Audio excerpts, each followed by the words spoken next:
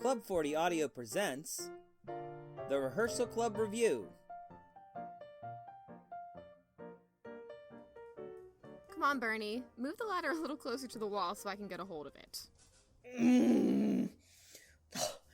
If I move it any closer to the wall, it will be on the other side of it. Got it.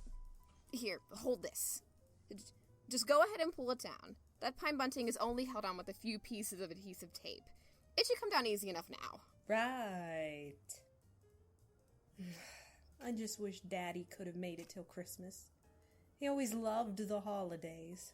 I wish my father were here right now. It was always his responsibility to take down the decorations. He made it look so easy. Those long arms of his. I'm gonna go get the mistletoe next. Ah, me. Another year, another wasted mistletoe. I don't know why you even bothered to hang that thing. As if Mrs. Minerva would ever let a boy pass the main lobby, let alone up the stairs and into one of the rooms. A girl can dream, can't she? Yes, but that's all you seem to do. Dream about boys day and night. I don't suppose there's a boy in the country over the age of 18 you haven't dreamed about. You'd probably make a fool of yourself over John Foster Dulles if he glanced at you. What's wrong with JFD? I think he's kind of cute. It's so cold out there. If you were to spit, it would be ice before it touched the ground. Burnie, could you help me out and put these few things in the icebox? Sure, if one of you would hold the ladder for Nancy. No need. That's the last of the high ones. The rest of the Christmas decorations are down here with us.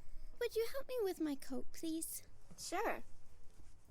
Why, Jean, no wonder you're so cold. This isn't a coat. It's barely more than a spring jacket. Don't worry about it. It's fine. It most certainly is not. This wouldn't keep you warm in a movie theater, let alone out in a Manhattan wind. What did you girls stop to pick up? Oh, just a few essentials, like we agreed. I don't know why you waste money on extra food like that. The club gives us 3 squares a day. I don't see why you would need much more than that. Well, that may be good enough for you, but some of us need something to munch on once in a while. Some of us apparently need it more than others. I heard that. We'll make them easy to you, Joyce, but I'll have you know that I have to work very hard to stay trim. And for your information, I'm down a size and a half, so I'm probably not much bigger than you. And you've done a good job of it, too. But that's the way it is around here. Every girl has got to be almost exactly the same as any other. Can't be too tall, or you'll embarrass the leading man. Can't be too short, unless you always want to get stuck as the kid sister. Can't be too loud, or you'll drown out the lead. Can't be too hefty, or they'll say you have no sex appeal. You have to fit into their little cookie cutter, or you are no good for anything, except maybe the chorus. That's something I've been wanting to talk to you girls about. Cookies? Hardy har. All of us being the same? Yes, well, no, sort of. I had an idea. We need something to make us stand out at auditions. Burnie, everyone's trying to stand out at an audition. That's why no one does. Well, I was thinking, maybe what we need is just the right dress. What good is a dress going to do? Well, if it's the right color and flatters our figures properly, who knows? We could get the part. The only way to get a part is to have an agent. And the only way to get an agent is to be in something. Every time you talk to an agent, if you can talk to an agent, it's, well, tell me what show you're in so I can come out and see you in something. And if you aren't in a show already, they don't want anything to do with you. It's a regular catch-22. Yeah. Come on, girls, don't get down. I really think if we got our money together and bought a community audition dress, we'd really have a shot. What do you say? Why don't you just go and get your own dress, if you think it's such a great idea? To get a really nice one like we'd need is out of my price range. But if we all went in together, I think we could get something that would be a knockout. You went down to the store a few weeks ago and bought that black and white coat that looks like unborn linoleum, and that had to be about $20. That was different. Nanny, that is, my grandmother, she sent me that $20 just so I could get a warm winter coat. I never needed one back in Los Angeles. I think we should do it. What can it hurt? We're only different by a couple inches here and there. We might just find the perfect dress. I'll make you a deal, Burnie. We'll all go in together, pick out this mythical dress, if all of us will also contribute to getting Jean a new winter coat, so she doesn't become a popsicle waiting in line outside for an audition. No, Barbara, that's not necessary. I'm fine, really. All in favor? Aye. Aye. I'm actually getting a little excited about this. Just think, we could find something like no one's ever seen before. Well, it's got to have long How sleeves. fancy is it going and the to neckline be? can't be any How much lower is it than going that, to don't cost? you Maybe I think? can wear it out on a date, but I promise I would I bring it can't back. wait I to mean, see it's it. fine. I wouldn't get anything spilled on it. I'm really, really graceful. It's totally fine. Oh, great. No, you can't use it for that. Auditions only. Red is a great color on me, and you guys too. Oh no, red's everyone's red. Everybody uses We red. don't advertise dress what we is don't going sell, to be right, so Nancy? pretty. That goes double for you. I hate to intrude upon you, ladies, but might one inquire as to what had gotten all of you so excited? We were just discussing an address we were planning to get Mrs. Minerva. A new dress. How marvelous. Yes, Miss Minerva. It's going to be a community dress that we can all wear for auditions. Isn't that wonderful? Perhaps in addition to a new dress, you are thinking of a few accessories that could go along with it. This, for instance. I found this lying about on the second floor. Does anyone know who it belongs to? That wouldn't be any of ours, Mrs. Minerva. It looks like a man's belt. That's exactly what it is, Joyce. Well done.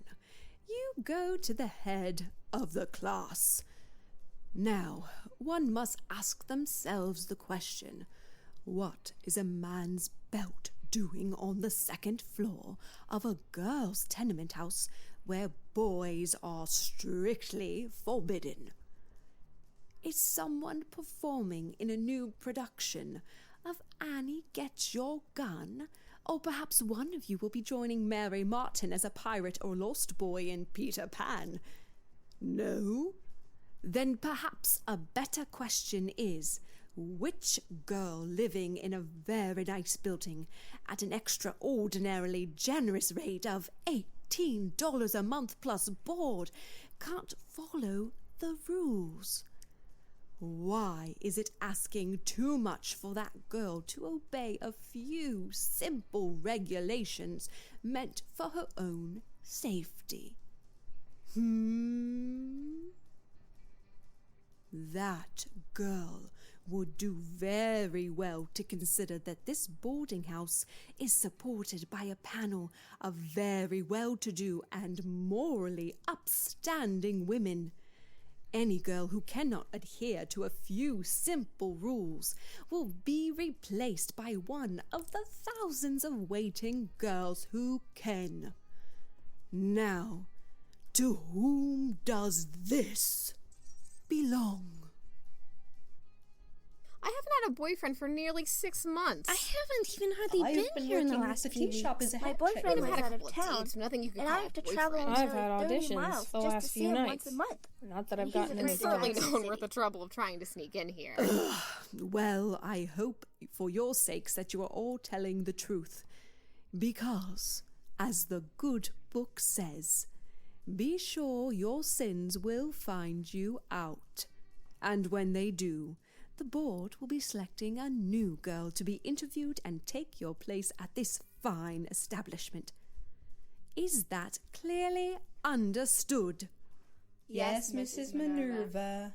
Well then, as long as that is the case, I expect to see you all downstairs dressed for dinner. Chef should have the meal prepared by then. Thank you, Mrs. Minerva. Oh, never in all my days. The absolute gall of a boy in my house. Why is everybody looking at me?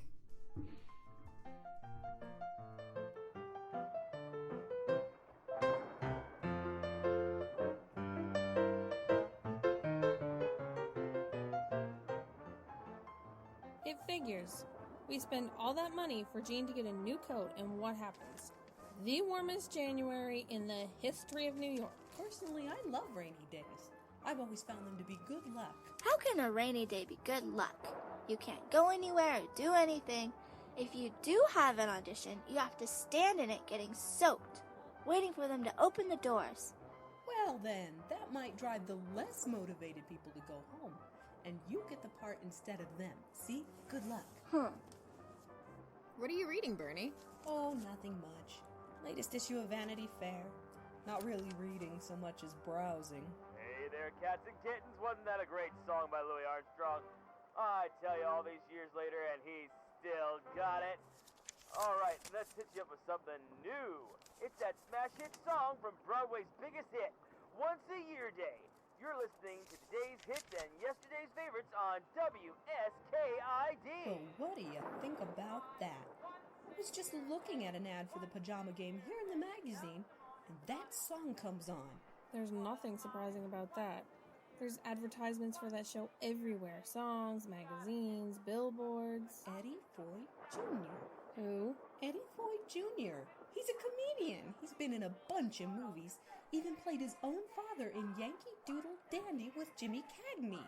What about him? He's in Pajama Game. Says so right here. Well, I had a friend back in Hollywood, Ralphie.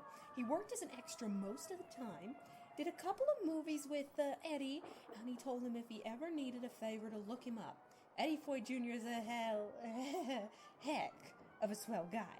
That's what he said. Don't let Mrs. Minerva hear you talking like that. Well, that is what he said. So what do you think? You're going to go backstage after the show and ask Eddie for a job? That is exactly what I'm going to do. What? I'm going to the theater and ask Mr. Foy if he can help me get a job. The worst he can do is say no. They won't let you near him. He's a big name. Maybe not Cary Grant, but he's a big name nonetheless. Has anybody got the audition dress out at the moment? I just put it back last night. It's dry cleaned and ready to go. Honestly, Burnie, you're going to have the dress dry cleaned after you wear it, and it's going to be a whole $2 for absolutely nothing. Never mind, you're going to have to pay for a taxi cab and walk there in the rain. So let's call this my once-a-year day. Everyone's entitled to be wild, be a child, be a goof, raise the roof once a year. If she sings like that for Mr. Foy, the only place she'll be singing near that theater will be the backstage door with the alley cats. You think she might actually have a chance? You miss 100% of the chances you don't take. Who said that? Me, just now.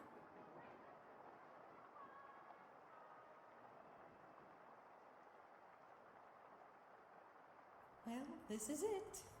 The St. James Theater stage door. As big as life and twice as beautiful. What am I thinking? There's no way they're even gonna let me in, let alone speak to Mr. Foy. I've gotta act like I'm supposed to be here, like this was already prearranged. Yeah. I am here to see Mr. Foy. Get out of my way. No. Why, Mr. Foy and I go way back. Knew him in Hollywood. Didn't you see me in the pictures with him? Oh, no, though. Just ask which ones. Should have looked up a couple movies before I came. Hi, Eddie. No. All right, just do it. Whatever happens, happens. Besides, I can't show my face at the rehearsal club again if I don't at least go in and make a go of it. It's open. I can't believe they left it unlocked. Curtain call. The cast will be coming back here any second. Oh, please let me have the right words. Hey, you there. Oh, no. Not now. Hey, I'm talking to you. What, me? Of course you. There isn't anyone else back here. Everyone else is out on stage. Even the stage crew. Well, I'm not a part of the cast. I know that. Why do you think I asked you what you were doing back here if I didn't think you were part of the show? So what are you doing here? Well, I'm here. I'm here to see Mr. Foy. Foy? He ain't got no Foy around here. Well, I'm sure you do. His name is on all the advertisements. Eddie Foy Jr. Oh, you mean Eddie? Yeah, okay, he's here. What do you want from him? Well, Hey, Eddie! There's a young lady over here. Says she knows you. You want to talk to her, or should I give her the boot? All right, I'll talk to her, but stick nearby, Pops. You're the boss, Eddie. Well, hello there, young lady. What can I do for you? In spite of what Pop said, I don't believe I know you. Mr. Foy, I'm sorry about what he said. I never said that I knew you personally. I didn't have a chance to say anything one way or the other. That man Pops, I guess he just assumed that I knew you. But of course we'd never met, although you did work with a friend of mine who was an extra in a few of your movies. And when he played an Irish cop, do you remember him? Well, he said that you were a really swell guy who would be willing to do a favor for anybody. And well, Mr. Foy, I came here all the way out from Hollywood and left behind my sister, my Nana, my daddy. Well, he died less than a month after I made him here, and I couldn't go back for the funeral. I'm sure you don't care about that so much. It's just I've been trying really hard to get into a show here in New York, but I can't get into a show unless I've got an agent. And if I'm not in a show, no agents will even talk to me unless they see me in something. So is there anything you could do to help me get in a show or maybe get an agent? Easy, kid, easy. Slow down before you hurt yourself. You could give Danny Kaye a run for his money with that speed-talking bit you just gave me. Oh, sorry. Nothing to worry about. Just take it down to a slow trot so I can keep up. Now, you say you want to get into a show. Can you sing? Oh, yes. With a little practice, I could sing just about anything. I'm pretty loud. Uh-huh. Can you dance? Well, I can jitterbug for sure. Well, I could probably get you an audition as a chorus replacement. That would be great. Can you read music? Not really, but I can learn. You can't dance. You can't sing. You can't read music. Well, then what? Well, since I'm not good enough for the chorus, I guess I would have to have a lead role. That's good, kid. That's real good. You're all right. Look, there's not a whole heck of a lot I can do for you personally at the moment, but, wait, hey, Pops, you want to get me a piece of paper and a pencil? Sure, Eddie. Look, I'm going to give you the name of my agent, Roger Atkinson. Here you go, Eddie. Thanks. Okay, now, look, kid. I don't know what he's going to be able to do for you, if anything. There's no guarantees. But, if anyone in this town can get you anywhere, it's old Roger. I'll give him a phone call and tell him to expect to hear from you. But don't try it until after noon tomorrow. I usually sleep in till then, and he won't be expecting you otherwise. And his secretary will likely throw you out on your keister. Here's his number. If he says you got something, then you're on your way. Gee, thanks, Mr. Foy. Really appreciate it. Eddie, all my friends call me Eddie. Call me Mr. Foy to Roger, and he'll think you're a liar. No more of this Mr. Foy stuff, you got it? Yes, sir. Well, thanks, Eddie. You got it, kid. Good luck. Hey, Pops, what did I tell you about leaving all these pajamas laying around back here?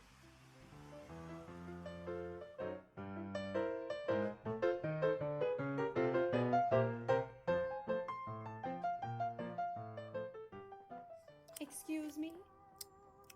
Yeah? I'm here to see Mr. Roger Atkinson. What for? I'm a friend of Eddie. Eddie who? Eddie Foy Jr. He's... Never heard of him. Isn't this Mr. Roger Atkinson's office? Yeah? Well, he's Mr. Foy's agent, and Mr. Foy said for me to come and see him. He said he would be calling ahead before noon. Wasn't here at noon. I'm sorry, what? I wasn't here at noon. I always take my lunch from 11:30 to 12:30. I see. Well, maybe Eddie spoke to Mr. Atkinson. Who? Roger Atkinson.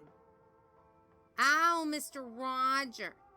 Well, Mr. Roger didn't say anything to me about it. Could you ask him if anyone's called? I suppose. Have a seat. He's on the phone now. I'll ask him when he gets off the line. All right. Thanks.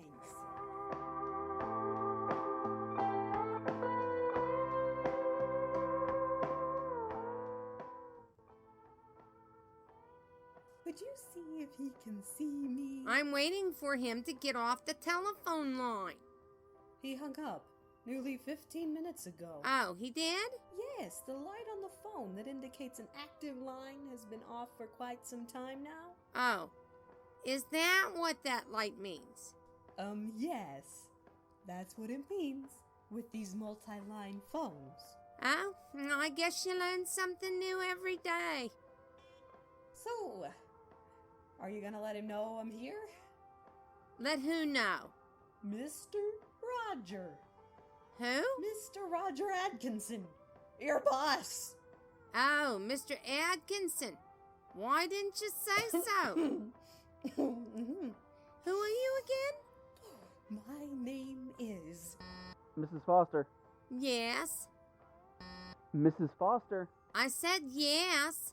Who's speaking? Mrs. Foster, are you out there? Hello? I think you need to push the button on the intercom to reply to him. Reply to who? Just push the button and say hello. Oh, if you think you know so much, why don't you come here and do my job? Hello? Yes, Mrs. Foster, is there... Hello? I've told you before, Mrs. Foster, not to push the button while I'm Hello? Yes, Mrs. Foster. Hello, this is... Who is this? Mrs. Foster. No, I'm Mrs. Foster. Who are you? Mrs. Foster, I was trying to ask you if there was anyone here to see me. I am expecting... No, Mr. Roger. There's no one here. Oh, I guess this lady would like to talk. How long has she been sitting there? I don't know. Probably about an hour, I guess. An hour. I came back 30 minutes ago and there was no one here. Excuse me, Mr. Atkinson. I've only been here about 20 minutes. Are you the young lady Eddie called about? Yes, sir. I spoke with Mr. Foy, Eddie, last night, and he said to come and see you. Sue, did I not tell you I was expecting a young lady who would most likely mention Eddie Foy, and that you were to inform me as soon as she arrived? I don't know. Did you? Miss, would you please come into my office? I'm sorry you had to wait so long. It's all right. Mrs. Foster, do you think you can handle letting me know if George Abbott calls? I'm expecting to hear from him about that fairy tale play. Yeah, sure. Oh, give me strength. Miss, do you know what it's like to spend nearly every day with a personal assistant who only remembers her own name because people shout at her occasionally? She seems a little distracted. Saying she's distracted is like saying the Great Chicago Fire was a minor inconvenience.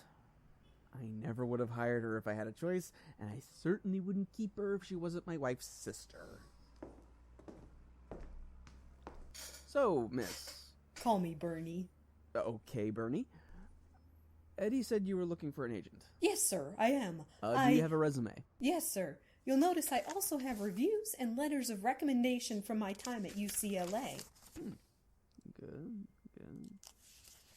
Very good. So, what are you in at the moment? Well, Mr. Atkinson... Roger, we're all friends here. Well, Roger, it's like I told Mr. Foy. I can't get an agent if I'm not in something, and no one will even see me for a show unless I have an agent to get in there and pitch for me. I just don't know how anyone's ever supposed to get a shot. They're not supposed to. I'm sorry? They're not supposed to get a shot. That's kind of the whole point. Create a catch-22. No one can get in without the approval of someone who's already in. It's kind of like an exclusive club. You're too young to remember the real speakeasies.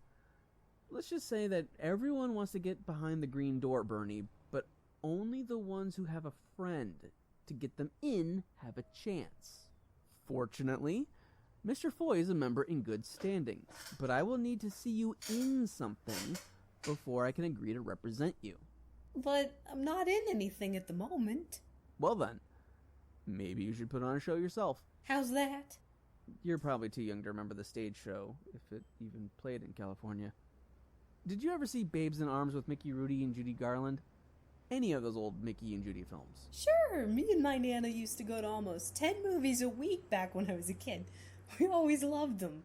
Now, Summer Stock was pretty good too, but I wish Mickey had been in it. Exactly, Summer Stock. Why don't you and your friends make like Mickey and Judy and put on your own show? You're living in, the Rehearsal Club down on 46th Street. That should be perfect. Get something together. Most of the old Cohan shows are pretty cheap to get the rights for. Or do your own show. I'm sure there's a couple of ladies who would do a show with you. Maybe even a couple of aspiring playwrights who could bang out a script. Well, I guess we could. Maybe we could get together a few other agents to come out as well. I bet that might help some of the girls get work, too. Burnie, Yes? if you pull the girls, I think you'll find you have almost everything you need. Call me when you get the show together. I promise I'll come. And maybe I'll put in a good word or two with a few other agents. No promises on representation, you understand. But at the very least, we'll come and see you. Yes, thank you, Mr. Atkinson. Roger. Thanks. No problem. On your way out, ask Mrs. Foster if George Abbott has called yet. The George Abbott? As in Pal Joey, Jumbo, On the Town, the Pajama Game? That George Abbott? No, the George Abbott that runs Schmedrick's Delicatessen down in Flatbush. I asked him to let me know when the new canned corned beef comes in. That's a joke. I thought it might be. Thanks again. Mr. Atkinson wanted me to remind you he's expecting a call from Mr. George Abbott. Who's expecting a call from who? Oh, brother. So Mr. Atkinson, he says to me, well, I guess you and the girls at the Rehearsal Club should just put on your own show. Oh, great. So it's all for nothing. Just like we knew it would be. Joyce, are you kidding? This could be our big chance. Don't you get it, Burnie? He's giving you the brush off. He had no intent of helping you. He put an idea in your head that he knew you couldn't pull off, made you feel good about it, and then gave you the broom. I don't think so. I think it's a good idea. We can put on some old play, get a few girls to play some music for us, and we're in business. You say that now, but if you look at some of the prices for the rights to put on even some of the old shows, they might be nothing for Mr. Atkinson. But even Cohen's 45 Minutes from Broadway costs nearly $50 a night for the rights to perform. And that's before the actual cost of the production. Then you gotta build sets, and make or buy costumes. And even if you make them, material still costs. And if we want agents to come and see us, we can't charge them to come to the shows. We won't be able to recoup a single dollar we spend on this thing. And then theater. We can't just put this thing on here in the apartment. We have to have a venue. As far as the show itself, who says we need a story? We could do a review. We can use a few public domain songs, maybe something original of Nancy's. She's a good songwriter. And then we don't really need to have a story. We could just do a couple of old vaudeville routines. Maybe Barbara could write us a couple of one-acts. And all that really matters is they see us do a few things. It doesn't have to be Shakespeare. Or maybe it could be. Most of his stuff is free. All of Shakespeare is free. It's nearly 300 years old. They hadn't even invented the copyright when he was working. There, you see? We could just throw a show together and call it the Rehearsal Club Revue. No one is ever going to want to see a show called the Rehearsal Club Revue. And we still don't have a theater. Don't be so negative. We'll solve it one problem at a time, just like Mickey and Judy. Who? Never mind. Nancy Millhaven? What? There is a young man downstairs waiting to see you. He is waiting outside because it is after sundown, and as you know, all young men must be outside of the building after sundown. Yes, I know. I can't help but notice that this is the 8th time you've been called on by a boy in the last 2 weeks, and not one of them have been the same boy. Not to be contrary, but Bobby called on me 2 of those times. He's got a haircut, so I understand why you might... That's not the point. It's quite unseemly for a young lady to be called on by so many men. It might set people to talking. What's wrong with dating more than just one guy at the same time? She didn't bring them inside. What business is it of yours? If you don't mind me asking. I am merely looking out for the welfare of girls who dwell under the roof of this fine establishment. What you choose to do outside of it is, indeed, none of my business.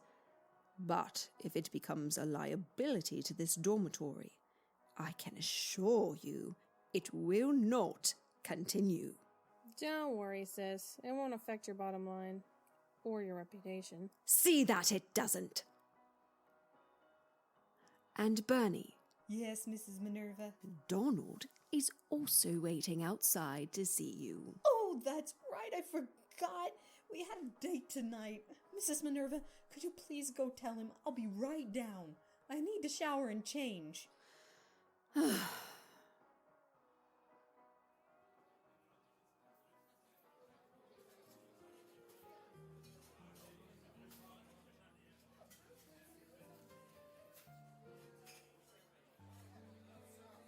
I tell you, Donald, I don't think that woman had a single functioning brain cell. I'll have to keep her in mind in case I ever get around to writing that play. She sounds like good comic relief. Might be funny in a play, but it certainly wasn't dealing with her in real life. Imagine how it is for poor Mr. Addison. You only had to deal with her for an hour or so. He has to deal with her every day and can't even fire her. So, what do you think about it, Don? I think I'd rather have a bullet in my brain. Oh, no, not that harpy. The show. Me and the girls putting on a show. I don't know, Burnie. It would take a lot to get something off the ground. Making sets, getting the girls together for music rehearsals.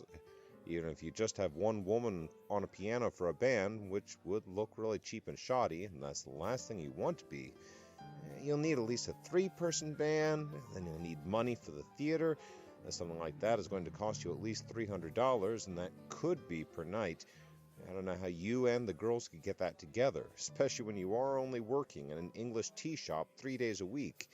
And in the end, you'll have done all that work just so this Atkinson can snub you because he had dinner that night with Liberace. Well, if you have so little faith in me, we might as well forget it. I'll go back home to California. Now, Burnie, you know I didn't say that. You might as well have. Hey now, come on, Burnie. You know no one has more faith in you and your talents than me.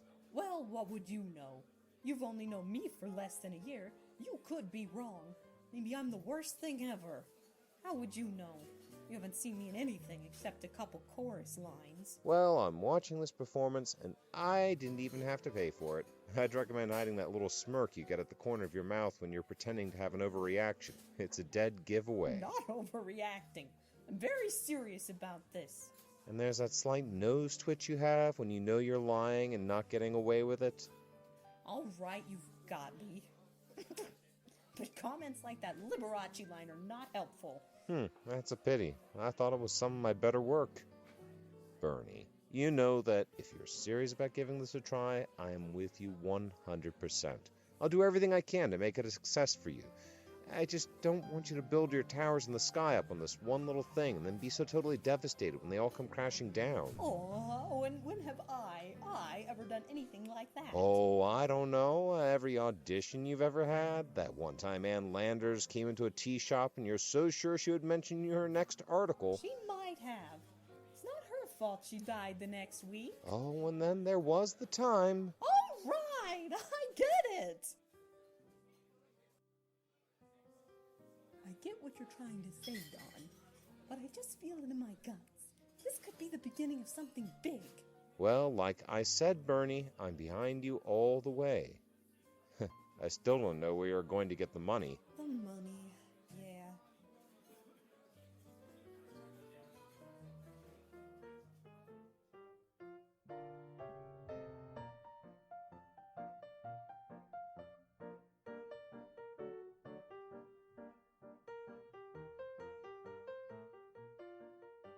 That's where we stand, Mrs. Minerva.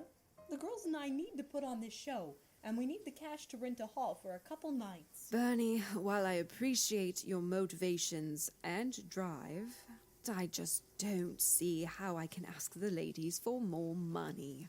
We are already just keeping the dormitory on its feet as it is. I've been petitioning the board for $100 just to get those cracks in the plaster ceiling repaired and a new coat of paint.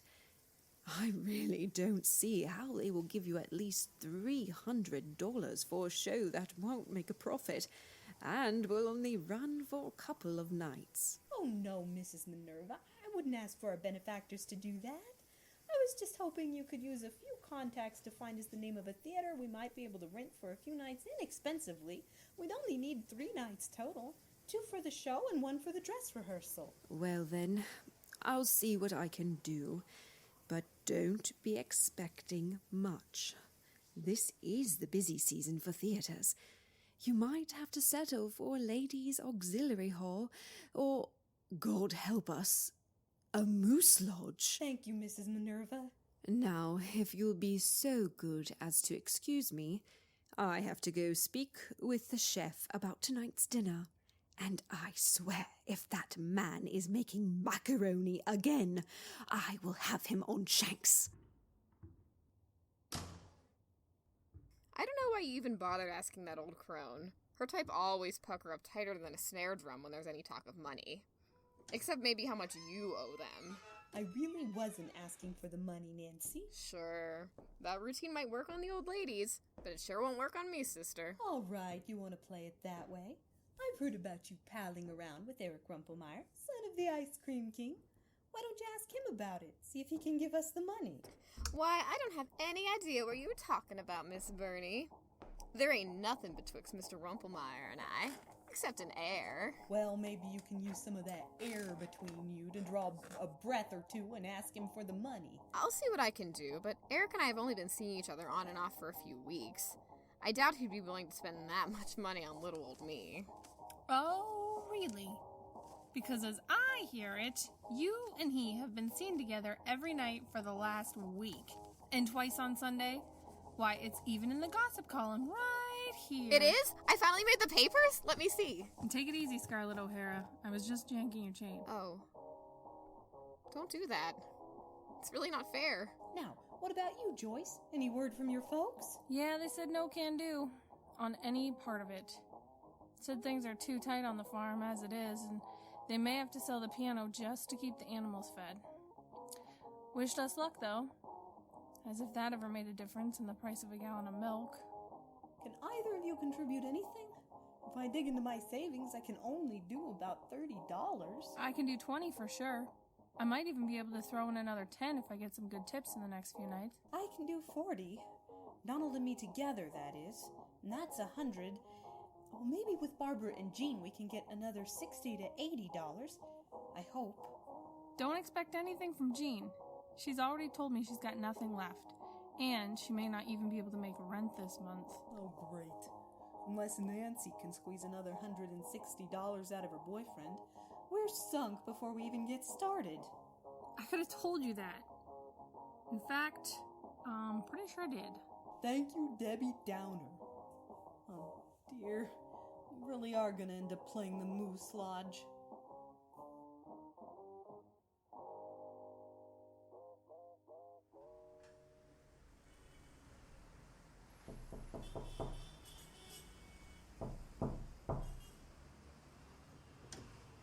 Well, what is it?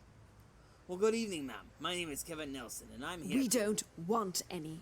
Thank you. Well, what do you think about that?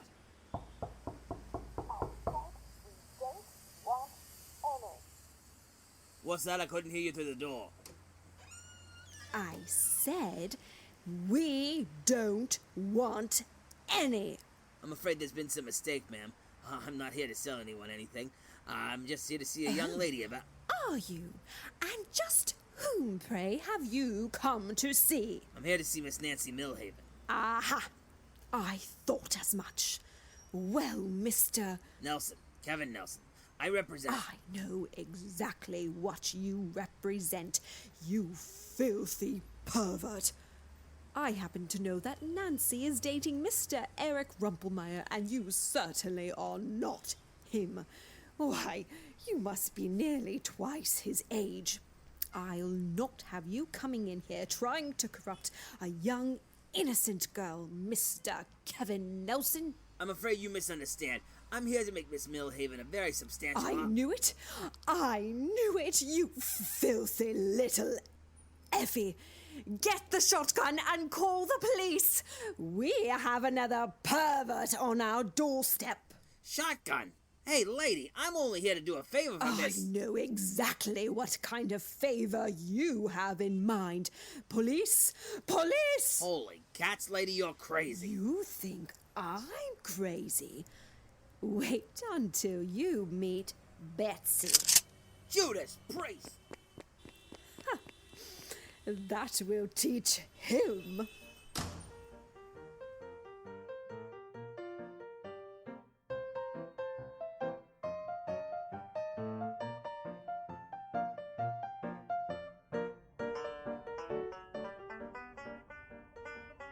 Barbara, have you found a new number to do yet? What was wrong with the one I gave you? I know how to play it, and it works great on the banjo. Yeah, but peeping through the knothole of Grandpa's wooden leg is too silly. What's wrong with silly? You and Jean are going to do that sappy Little Nell and Ma scene. That thing is a major downer. We'll need something to make the audience feel better after that. Yeah, but if we do that right afterwards, it will be shifting gears so hard the audience will smell smoke from the transmission. Well, I guess I could relearn Sweet Betsy from Pike, but that sounds better on a violin or a dulcimer than it does on a banjo. What about good old Mountain Dew? Or the Orange Blossom Special? Orange Blossom? Do you want to kill me? That thing is nuts. Besides, that sounds best with a band. Mountain Dew, on the other hand... Oh, there you are, Nancy. I thought you were going to be out all night with Eric. Hey, Burnie. Yeah, that was the plan, but Eric's dad's got him all tied up down at the restaurant. Says he wants Eric to learn the ropes because he'll have to take over one day. Oh, fun. Yuck. Yeah, that's what I thought. I guess I'm stuck here for the evening. What are you girls doing? Planning out the acts for a show that's never going to happen. You know what I like best about you, Joyce? Your eternal optimism. Oh, speaking of Eric, have you gotten to ask him yet? Ask him what? About the money for the show, of course. Oh, that. No. Nancy, it's been 2 weeks since I first asked you to talk to him. I was going to ask him about it this very night, I swear, but I just didn't have the opportunity. Well, it's not too late. We can still go over to the restaurant and you can ask him there. Tonight? I mean, I don't know if it's such a good idea to go over there and ask him tonight. Nancy, I need to have at least half the money ready to go. If we can even find a theater that will rent to us, we're going to need cash on the barrelhead. At least most of it. Or we'll lose the reservation. Most theaters book at least 3 months in advance. Never mind that we're still going to need to write up all the invitations. We gotta get that money now. Oh, right. But if we're going to go down there, I want to get something to eat as well. I'll take you all out for a little dessert. What do you say? Wait, you can afford to take us all to dessert at Rumpelmeyer's, but you can't afford to contribute $10 of your own to the fund for the show? It's not like that at all. Of course I can't afford it, but they know me there. They know I'm Eric's girl, and whatever I order, they write off. Why didn't you say so before? I've been dying for a banana split all week. I don't know if that's... It'll be fine. Come on, girls. Dessert is on me.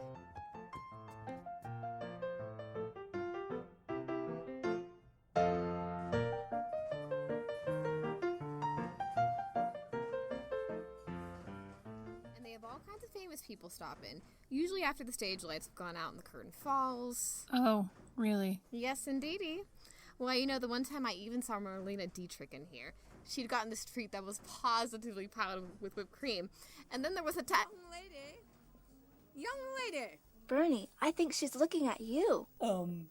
Me? Yes, you! Who else would I be talking to? Just what do you think you're doing? Pardon me? I said, what do you think you're doing?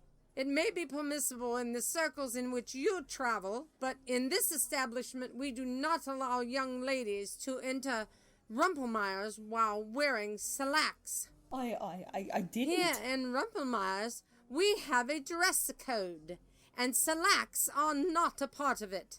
Young ladies should never wear them in the first place. Do you understand me? Here they are forbidden. Miss, if you'll just let me. No excuses, young lady. If we allow you in here wearing slacks, then before long we'd have women coming into Rumpelmeyer's wearing jeans.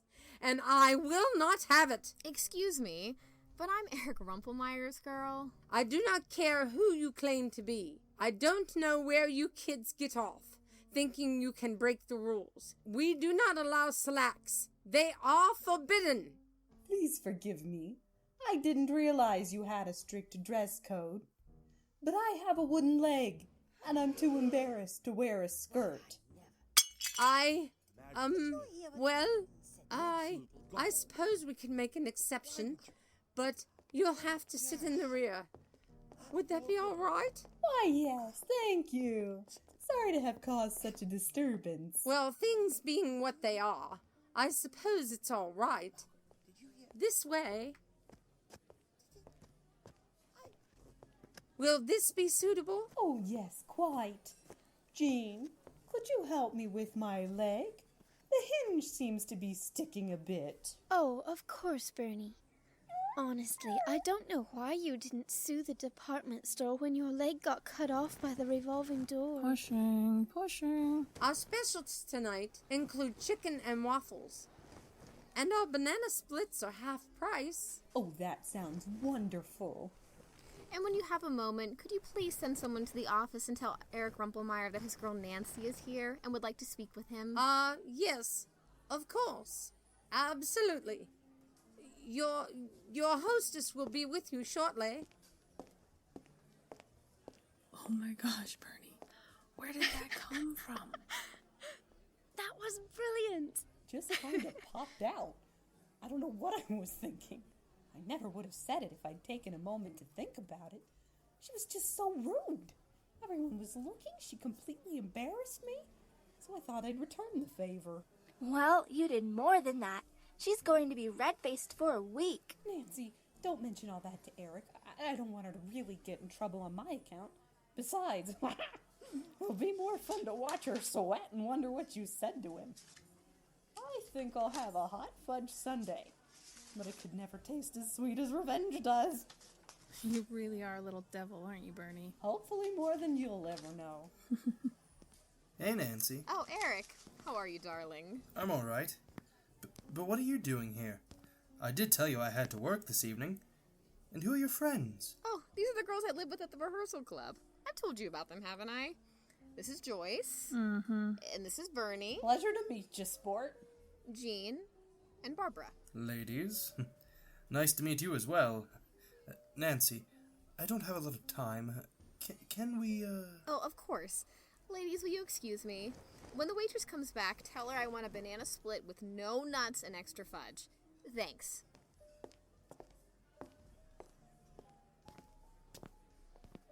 Do you honestly think he's going to fork over the dough? Never know until we try. Okay, ladies, are we ready to order?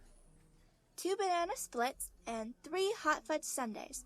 One of the splits with no fudge and extra nuts. Sounds great. We'll have that up for you in a minute. No, Barbara. You know Nancy wanted it the other way around. Why would you do something like that? Nancy didn't wash the community dress last week, and I had to get it dry cleaned before and after I wore it. I figure a little mischief is a small It's price, all arranged, too. girls. Eric said he'd be happy to put up the money. Anything we need up to $200. Just for that, the invitations are going to read Eric Rumpelmeyer presents the Rehearsal Club Revue. Oh no, Eric said to keep his name out of it. He said his father wouldn't even let him put the family name down on his test at college because a bad grade might spoil the brand. He said just say something like, special thanks to Eric R., or something like that in the program. Would be more than enough. Done! And here we have 3 hot fudge sundaes and 2 banana splits, one with extra fudge and no nuts. Just the way you like it, Miss Nancy. Thank you, Harold. Not at all. Make sure your friends know your order better next time. I almost made a dreadful mistake and did it the other way around. You catch everything, Harold. Thanks again. Well, thank goodness he caught that.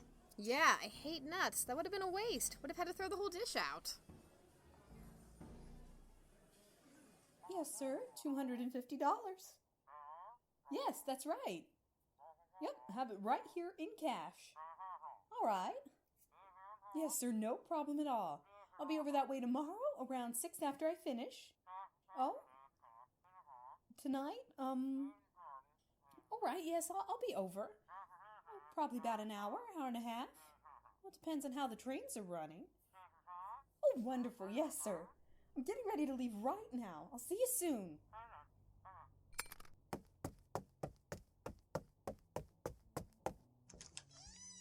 We did it! We got a space! Don't tell me. The American Legion Hall. No, Miss Optimism. We booked the Princess, a theater, a real honest-to-goodness theater with everything we could need to put on a slam-bang extravaganza, guaranteed to get us our own show on CBS. Saturdays at 10, 9 Central. Now you're being ridiculous. How much is it going to cost? $250. That leaves us $50 for invitations and set decorations. A veritable fortune. It'll make Peter Pan look like a no-sets, no-costume version of Hamlet. Don't be ridiculous, Joyce. They'd never let someone do Shakespeare nude. What are you talking about? No costumes? I mean, they'd at least have to wear black leotards. There has to be some standard of decency.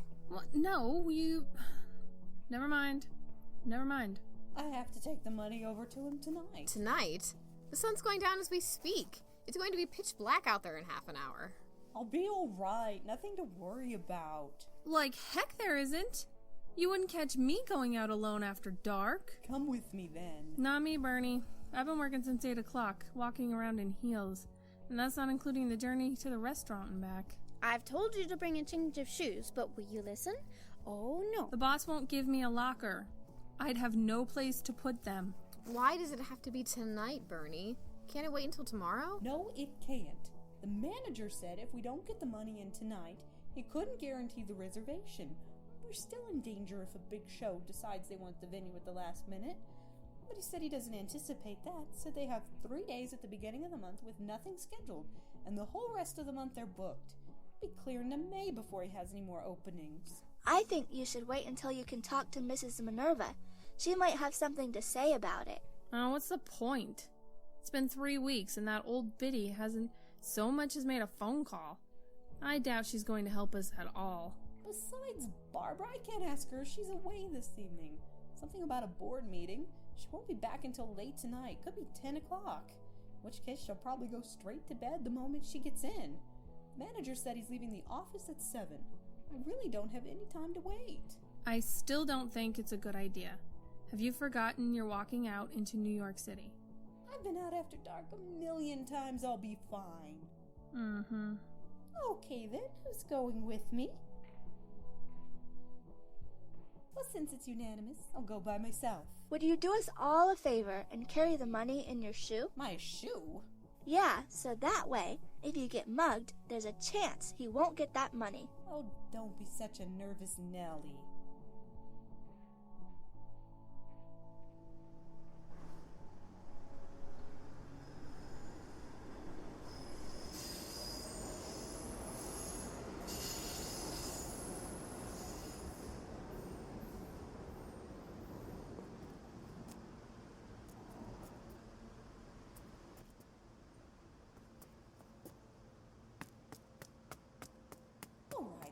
This is Beaumont, so 2 blocks down and 1 to the right on Fleet Street.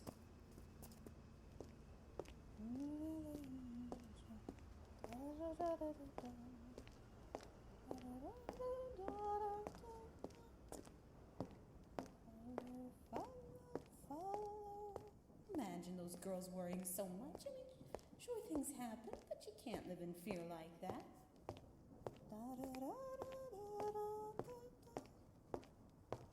Okay, Fleet Street. Good. Just another block or so. Fleet Street. That's funny. That's the name of the street in England where... Oh, that's just a story. Stop it, Burnie. You'll scare yourself. What is this guy doing behind me? Oh no. Or maybe he just...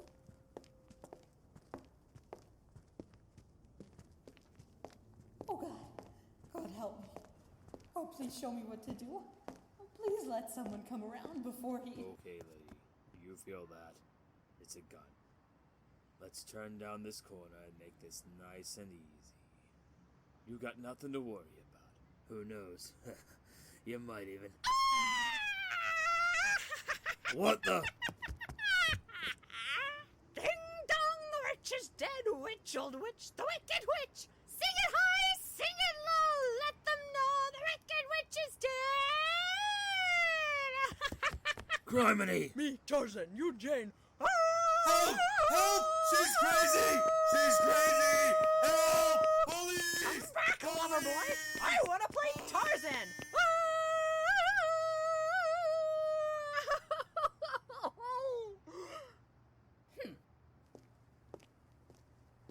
Now, let's see. The theater should be... Oh, there it is. Signs off. Odd. Now, let's see, where's the... box office. Who is it? It's Burnie, Mr. Coleman. We spoke on the phone about an hour ago. Oh, you caught me on the way out. Oh, really? I thought you weren't going to be leaving until 7. It's half an hour from now. Yeah, I didn't think you were going to make it. My wife called a half hour ago and said the baby has colic and she wants me to stop at the store and pick up some Broma seltzer. Oh, well, I understand, but if you knew what I had to go through to get here, I almost got mugged a minute ago. Was that you I heard screaming just now? Yes. Why didn't you... I stuck my head out the back window when I heard the yell, but then it cut off and I figured... Look, Burnie, I'm really sorry. But I need to... Well, could I at least turn the money over to you now and come back tomorrow and sign the papers? I really need to get this reservation taken care of. I can't run the risk of losing it. That'll be alright, I guess. I'm the boss of the place anyway. I'll just need to make the needed arrangements in the morning. But you will need to come back to sign the papers. Can't avoid that, I'm afraid. No problem. No problem at all. Will 5 o'clock be alright? Say, what are you doing that... Oh, darn. Oh, I see. Had the money in your shoe, huh? Very smart. Thanks. Wish I could take the credit for it, but my roommate told me to do that. Sounds like a smart kid. There you go. You can count it. No, that's quite all right. I'm sure it's all there. Don't want to leave money hanging out just where anyone could see it. You already got attacked. Speaking of which, what way are you going to get home? I was going to get back on the subway right out from there. It's just a couple blocks back. Well, I happen to know there's a drugstore down that way. I'll walk you back if I may. Oh my, that would be wonderful of you. I'd have to admit, I'm a little unnerved. It would be nice to have a gentleman escort me. Escort you? Nothing. I want you around to protect me. Anyone who's got a set of pipes loud enough for me to hear them in the back office would be handy in case someone tried something. Seems like you scared him off. You must be a pretty tough dame. Don't worry, mister. I'll protect you. I brought along my 6-gun. Now I know I'm safe.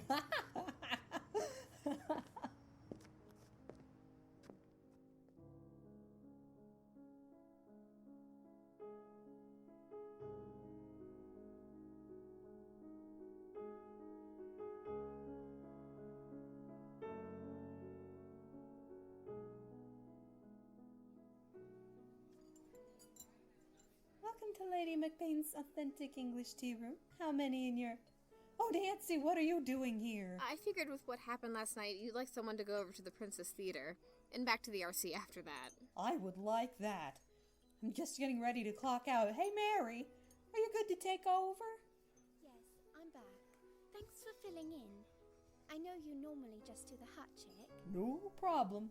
Okay, Nancy, let me just go clock out and get my coat. You're braver than I ever could be. If a man stuck a gun in my back, I'd probably just faint dead away. I thought I might, but then I just felt this burst of energy and anger from deep down inside. And how dare this man try to attack me, ruin my evening, take all our money. This could be our big shot, and now he thinks he's going to take it away from us. Just like that? I just exploded. I don't know. It sounds crazy now. And if I'd had a moment to think about it, I probably wouldn't have done it. I could have gotten shot. Well, whatever it was that made you do it, it was clearly the right thing. What's going on here? The theater's been foreclosed on. What? That's not possible. I don't make the decisions, lady. I just put up the sign. Man who owns this joint hasn't paid his rent or taxes for the last year and a half. But we had a show we were going to put on here. Not possible, lady. We went to the back office and he doesn't have anything on the ledger. No one's even had a show here for 6 weeks. Just look at the marquee. This is ridiculous. I just spoke with Mr. Coleman last night. Oh, you did you? Did he say anything about bugging out? Well, of course not. He said his baby was ill and he had to get home. Lady, Mr. Coleman doesn't have no baby. He ain't even got a wife. This is impossible. Does anyone have his phone number or maybe his home address? Even if we did, wouldn't do you any good. He bugged out of his apartment. Apparently way behind there, too. Left all of his furniture, took everything else. Left drawers spread out all over the room. No, sir, you're never going to see him again. But he took our $250 for the show we were going to put on. He took your money, then he took you for a ride. It's a common tale. Nothing to do. You can tell the police. take them the receipt, tell them to file a report. Maybe if they ever catch him, they can do something for you, but I doubt it. He's probably in Chicago by now. But we didn't get a receipt. He was leaving. Chalk it up to experience, I guess. Next time you make sure you get a receipt. You're lucky it was only $2.50. Could have been a lot worse. Now, if you ladies will excuse me, I have to finish hanging these signs and put the crossbeam up across the doors to keep people out of this place until it gets a new owner. What are we gonna do? Almost wish I had gotten mugged last night. At least I wouldn't be a sucker today.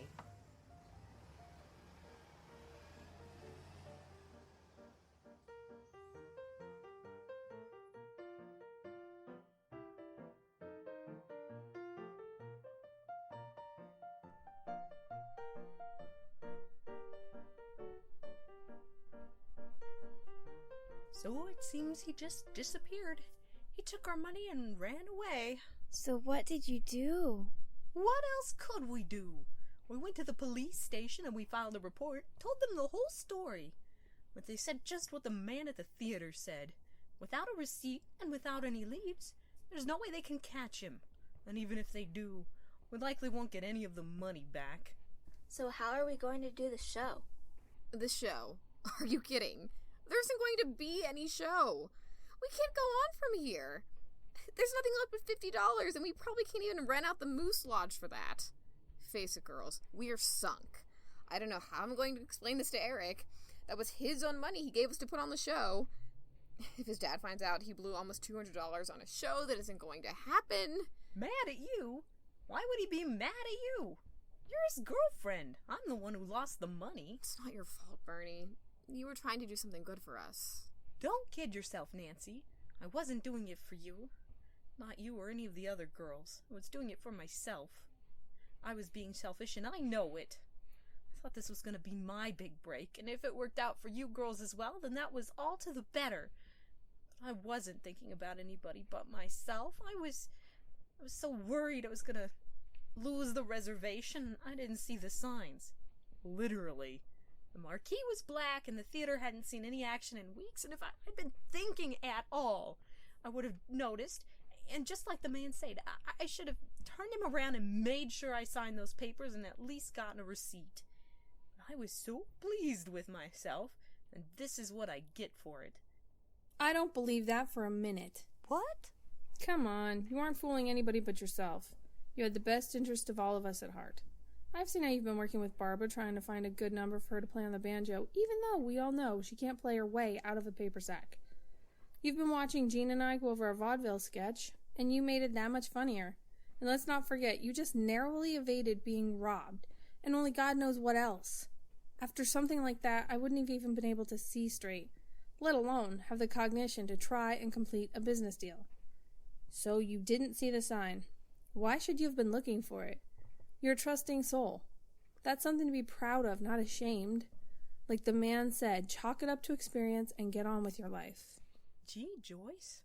I know it sounds corny, but I didn't know you cared. Oh, I don't care. I still think this whole thing was an exercise in futility from the start. But just because you had a dumb idea put into your head by a couple of old Mickey, Rudy, and Judy Garland movies is no reason why you should be beating yourself up for being taken in as a sucker. We're all trying to get into show business somehow. You just tried to come up with a really stupid scheme, and it didn't work. Wow, you sure know how to make a girl feel better, Joyce. Well, if you girls are done with the love fest, I'd still like an answer to my question. How are we going to put on the show? Oh, Barbara, there's no point in throwing good money after bad. It's over. We're done. I'm not going to push for this anymore. Well, I'm not ready to give up on it so quickly. I already told my family about it, and they said they wanted to come up and see us one of the nights we do it. And besides, what's the oldest adage in show business? Never mention the Scottish play? Never work with children or animals. Come in. Oh, good. You girls are all here. Excellent. I had hoped I would catch you all together. Mrs. Minerva, this is not a good time. Oh, are you rehearsing your show? The show is off, Mrs. Minerva. Things fell through and we're not going to be able to make it happen. Nonsense. What makes you say that? If it's a problem with one of the acts, I'm sure we can straighten it all out. Burnie got robbed, Mrs. Minerva. Yes, I heard about that, Burnie. And while I'm grateful you are unharmed, you should know better than to go out that late at night, unescorted. Burnie, I trust you've learnt your lesson, but that's no reason to cancel a show, especially when we've just gone through all the trouble of setting up a venue for you. It's not that, Mrs. Minerva. The theater we were going to... Wait, what? That's what I came up here to tell you, girls. I talked it over with the ladies of the board, and they think it's a fine idea. In fact, if you do well enough, they are thinking about making it an annual event. Mrs. Minerva, I think we missed something along the way. Could you spell it out for us? The board has put up the money for your show. What did you call it again? The Rehearsal Club Revue? Ah, terrible name. We should come up with something better. The point is, they paid for 2 nights at the Carl Fisher Concert Hall. They are letting you use it for just $200. And we even have a little left over to help you girls with some light props. Nothing extravagant, but you ladies should have everything you need. You open 2 weeks from Friday, so let's have no more nonsense about cancelling the show. You would make me look very bad if you decided not to put the show on now. I won't have it. Mrs. Minerva! Oh! Mercy sakes, child. I expected a reaction, but not tears. What's happened? Burnie gave all our money to a man named Coleman for a reservation on the Princess Theater, and he ran off with the cash and ditched his apartment. Oh, he did he? Well, we'll just see about that. Burnie, I want you to write down every detail you have of this man, as well as a full description of what happened last night and what he looks like, and we'll see what can be done. But that's for after dinner. Cook has made what looks to be a delicious lasagna for us tonight, and a strawberry torte for dessert, and I won't have any of you missing it.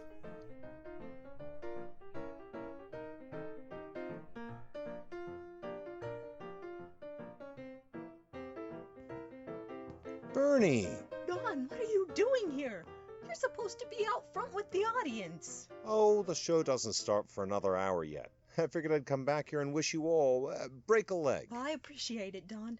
Your being here on opening night really means a lot to me. No problem at all. I only had to cancel 3 business meetings and dates with 2 other girls to be here. You make Red Butler look like Clem Cadiddlehopper. Oh, anybody out front yet? Yeah, a couple, actually. That's a good sign. Usually people don't really start to show up until 30 minutes before the show. Did you know we sent out nearly 1,000 invitations and they double as tickets? Really? That many? Yes. We went down the list of agents in the phone book and sent a card out to every one of them. And of course each of us girls handed out a few to family and friends.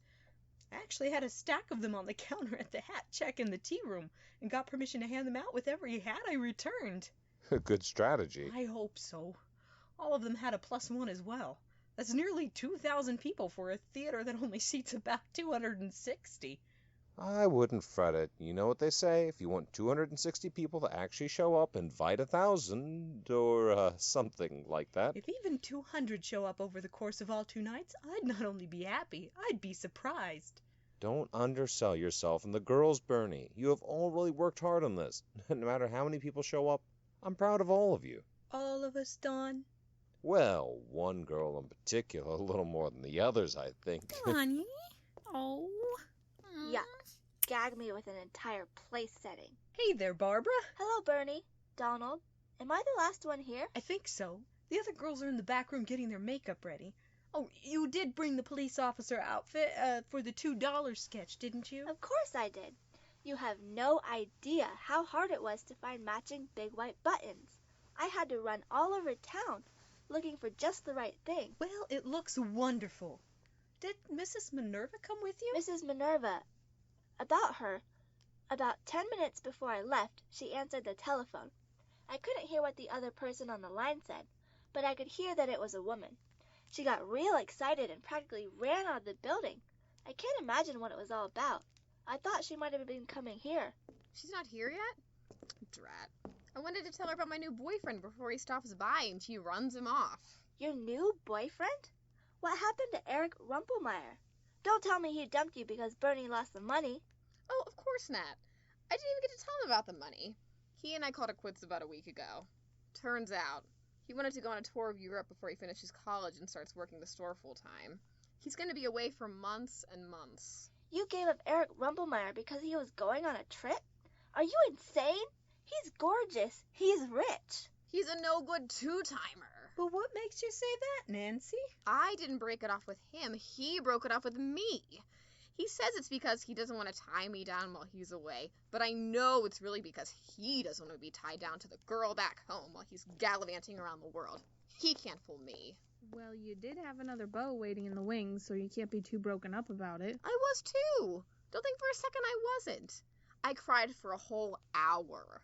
But then this nice guy came over and sat down next to me and offered me a hanky. Ugh, and don't tell me. That's when you knew it was true love. Don't be ridiculous. It wasn't until that evening over dinner. Of course it was. How stupid of me. So, did Mrs. Minerva say when she'd be back? No, didn't say a word to anyone. Just out the door and gone. Well, I hope she makes it back in time. Someone has to introduce the show. Why not you, Don? Me? I'm not an actor. I'm no good at lines. Oh, don't be silly. Ladies and gentlemen, thank you for coming out tonight to our show. The Rehearsal Club Revue, sponsored by the ladies of the Rehearsal Club. The girls in the show have worked extra hard to prepare tonight's show for you. And I hope that you will be thoroughly entertained and that you will all see something you like. Most, if not all, of you here tonight are agents of the entertainment business in one capacity or another, so there's no point beating around the bush. Each one of the ladies in our show tonight are all looking for a job on the stage, or will be after Sunday night. So, we hope that you will enjoy, and if none of you are interested tonight, we hope you will tell your agent friends, and perhaps one of them will be tomorrow night. How do I get off? Just introduce the number. Oh, right. Ladies and gentlemen, the opening number. Yay!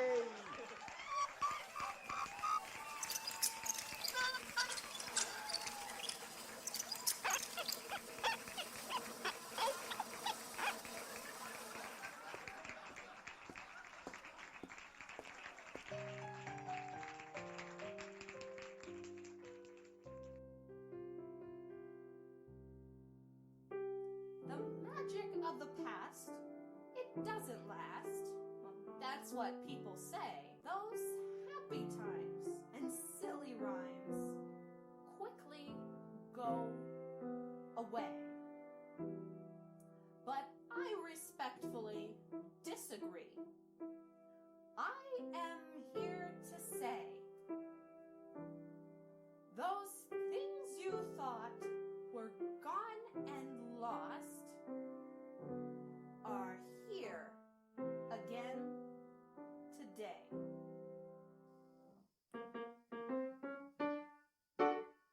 Close the doors, light the lights, 'cause we're bringing them back once again. All those jokes you thought were all through live once more in our little review. Those are lines we've rehearsed from the greatest and best to the worst. Hey, Burnie, did you hear about the owl and the goat that had a baby? Yeah, I'm told they had a hoot nanny. I heard there was a handsome young man knocking at your door all last night. Yeah, but he made such a racket. I finally had to let him out. You'll have fun and you'll sing. By the end of the night you'll take wing.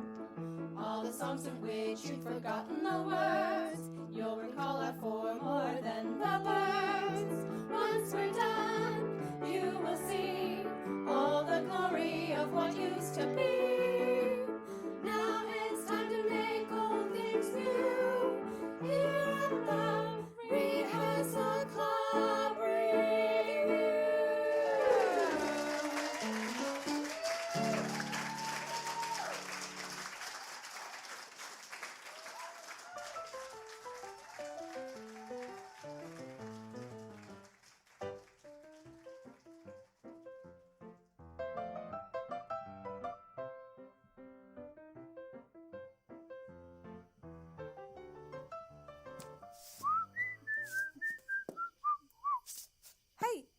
You there!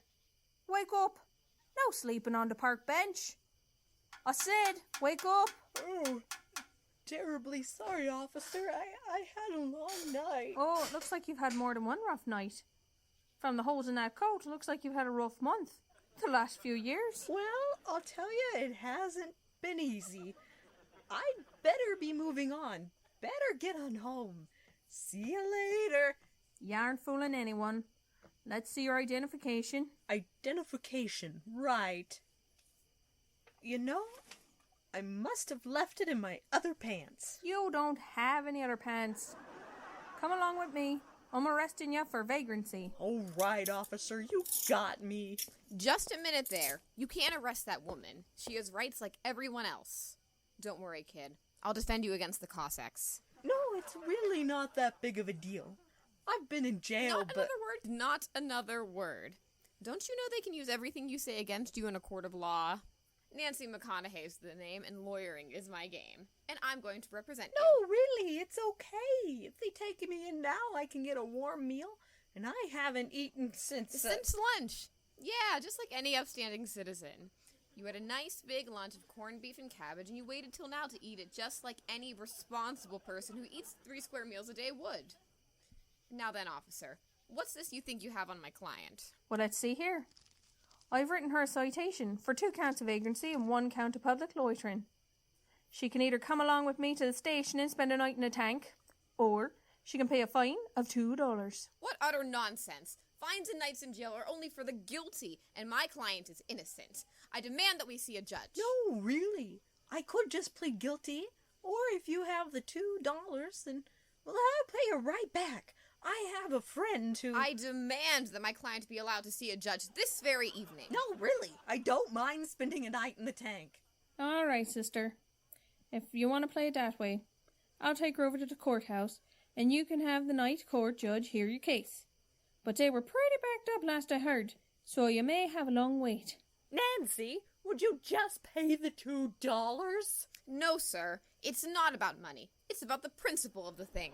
Look, officer, I think I have the $2 in my pocket. If you could just let me get in my pocket, Hey, you come back here! But I didn't! Oh, resisting arrest, are you? The judge won't be happy when he hears that. I'll make sure he doesn't go easy on you now. Come along.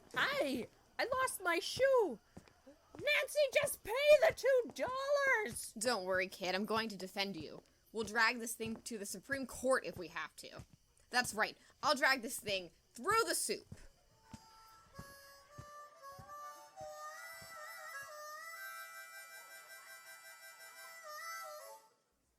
Look, Nancy, I don't want to fight this thing. Why couldn't you have just let him take me to the police department and throw me in the tank? I could have had a nice sandwich or something. Now we've been sitting here for almost 6 hours and I still ain't had nothing. I could have had a nice bed or even a flat board to sleep on. I've made do with less. We could still get out of here if you just pay the fine. It's only $2. You don't get it, do you, kid? Leave it to me and I'll make us both famous. You'll not only be acquitted, we'll have the state paying you money. Burnie Vanderhoff, you have turned down the repeated attempts of this court and the police to be lenient on your behalf, and I believe that you are deliberately attempting to waste this court's time with a frivolous case. I won't have this kind of behavior in my courtroom. I won't stand for grandstanding. I find you guilty of all charges and a further charge of contempt of court. Honestly, Judge, I just wanted to pay the $2, but this woman, Nancy, she... Your Honor. Yes, Officer Joyce. Oh, yes. Really? She did, huh? Well, that settles it. Well, Miss Vanderhoff, it turns out that when you were being arrested, you resisted and put up a fight with Officer Joyce here, and in the tussle you lost a shoe. Honestly, Your Honor, I wasn't resisting. I was just trying to... Silence! We've just received word that the shoe you left behind tripped up a horse and buggy that was passing through the park. The horse broke loose of the cart and trampled several fruit stands, as well as a balloon cart. Part of the balloon cart was attached to a number of balloons, which took off into the air and landed on a police officer. Thus, you are being charged with assault and battery of an officer. Furthermore, when the horse made contact with your rancid shoe, he contracted hydrophobia and now has to be put down. So, this court finds you guilty of willful destruction of property and financially responsible for all damages caused by your actions, as well as the intentional mistreatment and slaying of a beast of burden. You are hereby sentenced to 15 years in prison and a fine of $15,000 in addition to the cost of the repairs and replacements to be assessed later by the Treasury of Sassafras County. Take her away. Nancy, pay the $2. Take her away. Next case. Don't worry, Burnie. We'll get this all straightened out. Nancy!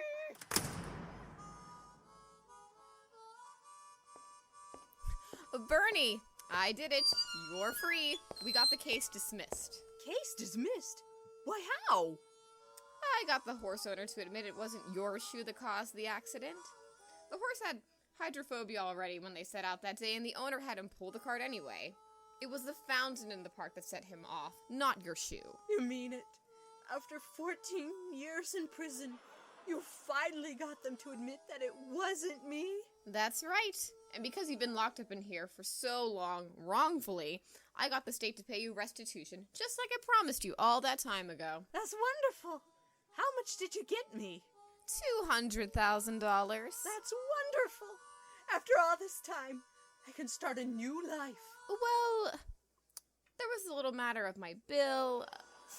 I won't drag you through all the details, but in the end, you were left with a grand total of $2. $2. $2. Isn't that wonderful? $2. That's all you had to pay in the first place. $2. And instead, the state is paying it to you. What a lawyer you got. I'm not leaving. What's that? Why? You're free now. I'm not leaving because I know they're just gonna throw me right back in here. Now, why would they do a thing like that? Because murder carries with it a life sentence. Well, that's just silly. Who are you going to... $2. Pay. Burnie? You could have paid the $2. No, Burnie, stop. Pay the $2. Pay the $2. Pay the $2. Guard! Guard! Help! Pay Help! the $2.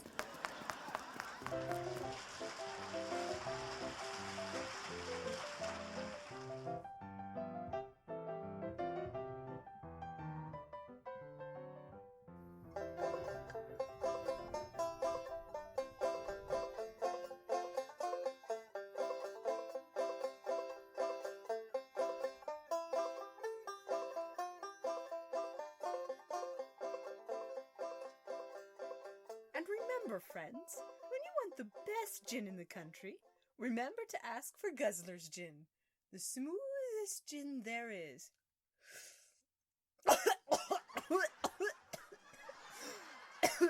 Smooth. Drink a little after dinner. Drink a little before and you won't need any dinner.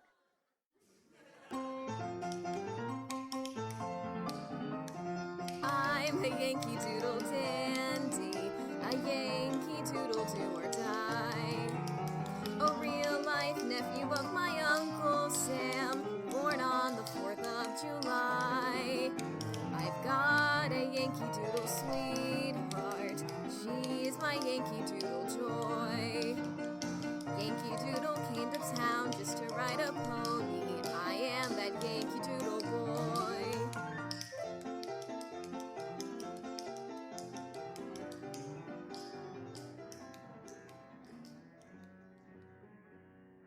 But, Grandmother, where shall we go?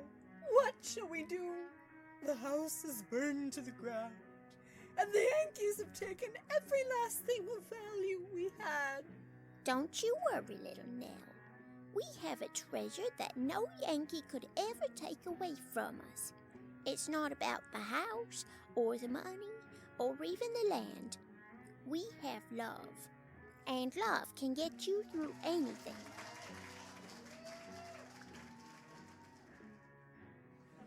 Excuse me. The great thing about Guzzlers is it comes in two sizes. Get the college size, and you'll always be in a class by yourself. There's no bad taste, no after effect, no upsetting of the nerves. Just a nice, smooth drink.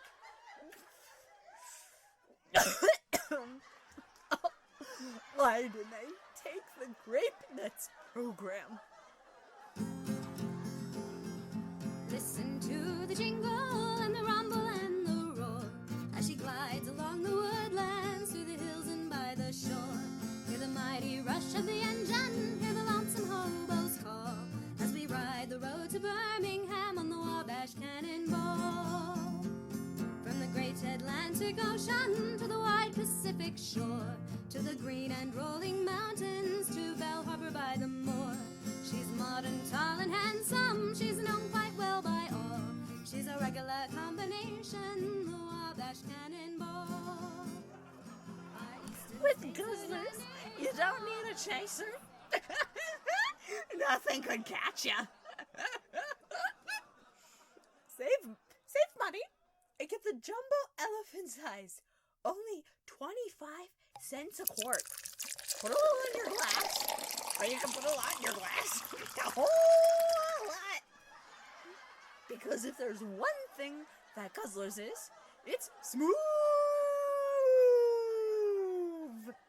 You will see all the glory of what used to be. Now it's time to make old things new. Rehearsal Club Revue.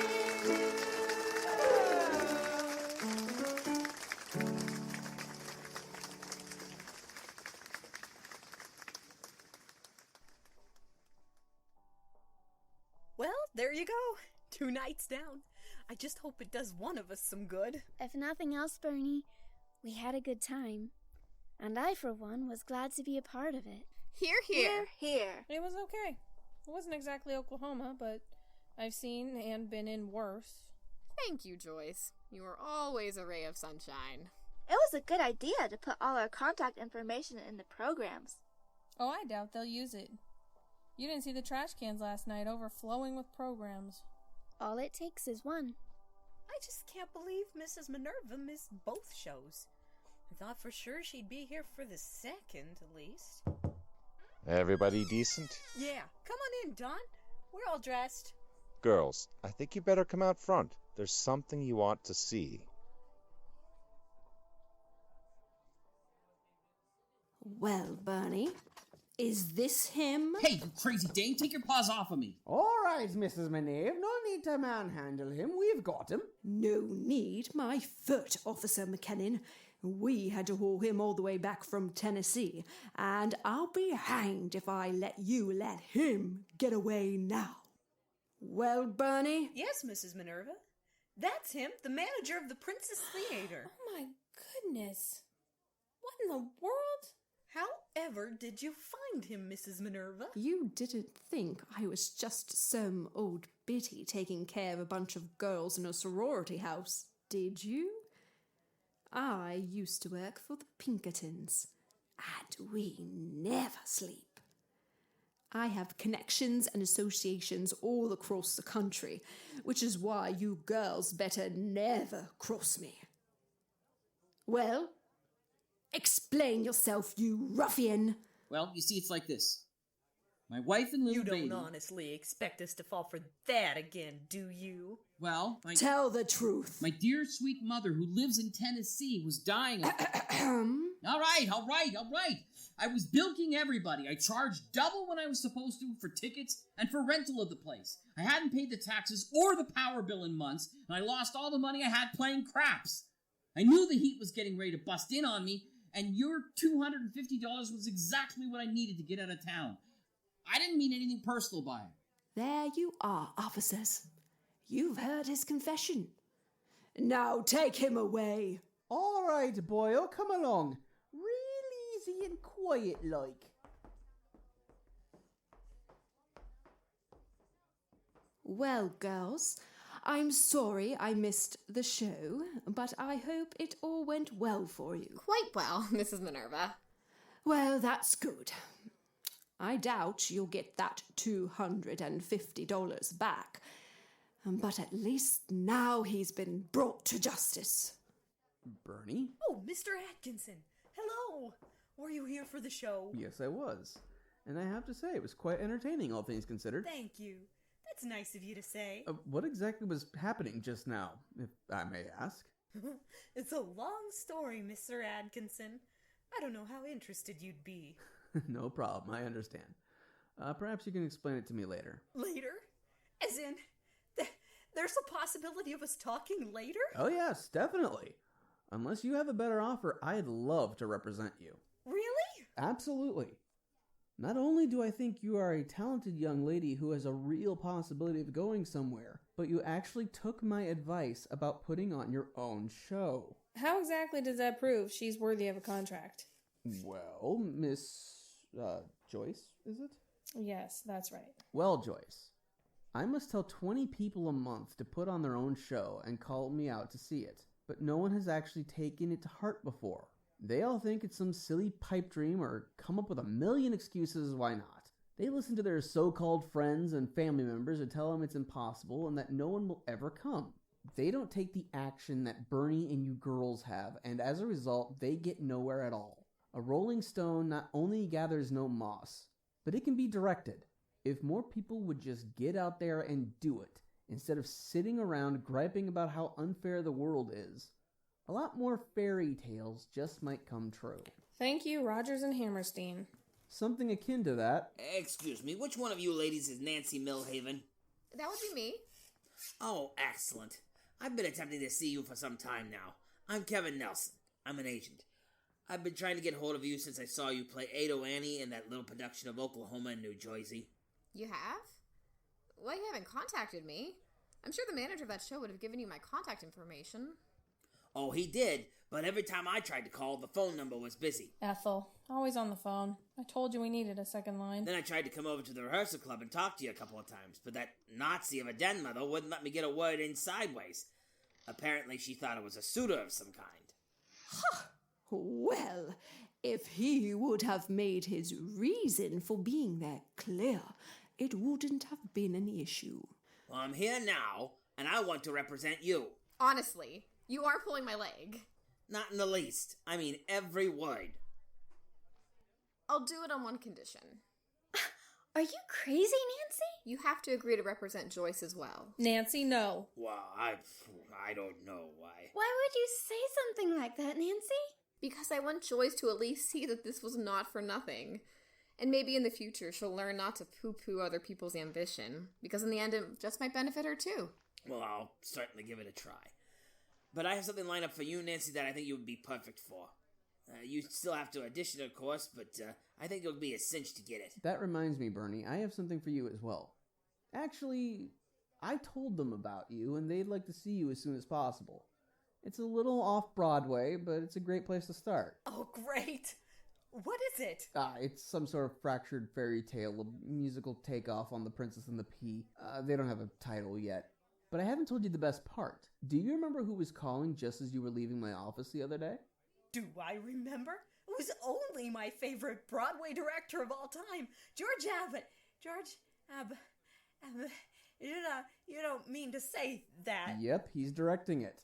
And I've told them about you, and they want to see you. Well, I'm speechless. Just the chance to audition for George Abbott. It's a dream come true. Well, don't get yourself too wound up yet. You haven't gotten the part. But I have a feeling about you, Carol. Carol? I thought your name was Burnie. Oh, I forgot. You didn't move in until after we started calling her that. Burnie is just her nickname. We call her that because her last name's Burnett. It's Burnett. My name is Carol Burnett. Barbara, you can play the piano, can't you? Yes, of course. You'd know that if you had come to the shows. Don't be impertinent. Well, here then. Play this. Key of E, Carol, if you would.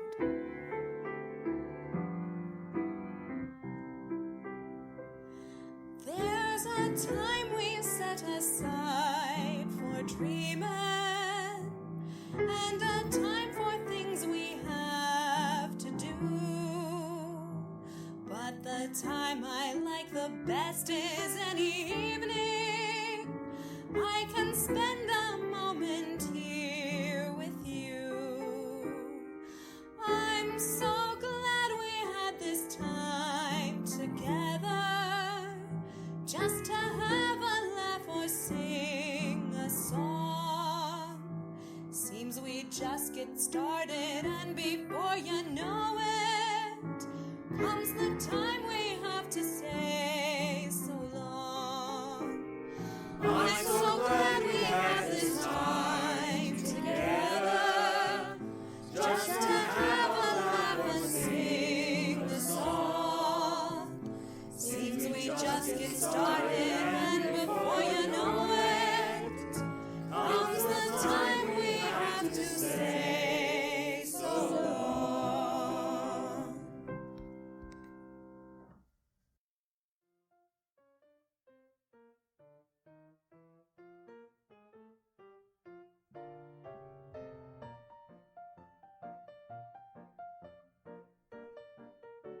You have been listening to Club 40 Audio's original presentation of the Rehearsal Club Revue. Heard in the cast, Leah Bowers as Mrs. Minerva, Josh Momini as Roger Atkinson, Cletus McConville as Eric Rumpelmeyer, Judith Critchfield as Sue and the hostess, Wesley Critchfield as Eddie Foy Jr. and Kevin Nelson, Sean Dugan as Donald, Jack Ward as Coleman, the manager of the Princess Theater, Miracle May as Barbara, Rebecca Coley as Nancy Milhaven, Emily McIntosh as Jean, Rebecca Sylvester as Joyce, with Kendra Akers as Burnie, aka Carol. All other roles were played by the cast. The Rehearsal Club Revue is an original radio play written for Club 40 Audio by Wesley Critchfield. It is based on true incidents from the life of Carol Burnett, as recounted in her memoir, This Time Together. While many of the incidents contained in this story are real, the dialogue and characters are completely the creation of the author, except where outlined by Carol in her book, and no disrespect to those who actually lived it should be inferred. All names of real people and places are used fictitiously. The song This Time Together was written by Joe Hamilton. The song Once a Year Day from the Pajama Game was written by Richard Adler and Jerry Ross. The song The Rehearsal Club Revue was written by Wesley Critchfield, with assistance from Kendra Akers. Music supervisor Mary Beth Akers. All other music used in this program is in the public domain or is available from YouTube's audio resource and does not require accreditation. Please remember to like us on Facebook and follow us on Twitter at Club 40 Audio. Consider becoming a patron on Patreon and follow us on Tumblr. This and all of our productions are available for download at club40audio.bandcamp.com. That's club, the number 40, audio.bandcamp.com. The Rehearsal Club Revue is a production of Club 40 Audio, and all rights are reserved.